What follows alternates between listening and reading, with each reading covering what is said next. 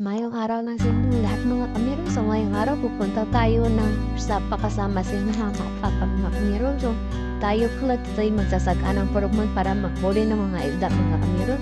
So ayan na nga, tatawidin na namin itong datayan mga kamero. Punta dun sa kabila na sapa mga kamero para pumunta doon sa porumon ni Papa mga kamero. So pinanguna ko na nga pala si Papa dito at sina Mama mga kamero. So dito pala medyo malalim pa yung tubig dito mga kamero. Nanginginig-ginig na nga yung aking tuhod sa pagtawid dito.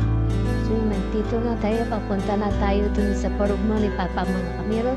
Dito na nga, medyo malalim pa yung tubig dito sa kabila. Kaya pumunta kami na lang doon sa kabilang porumon ni Papa mga kamero. So ayan na nga, kinukuha na ni Papa yung mga lupa sa kanyang porumon mga kamero para makapaglagay ng kanyang sipot mga kamero. So dito na inilagay na ni Papa yung kanyang sipot doon para dyan niya isasala yung mga isda niya makuha dyan mga kamero. At meron din ditong mga nangungurinti mga kamero at nangugoong ng mga isda mga kamero para meron din silang pangulam mga kamero.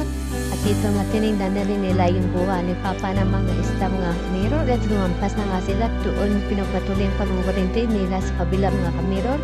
At dito nga pala nilalagay ni Papa yung kanyang mga isda para kunan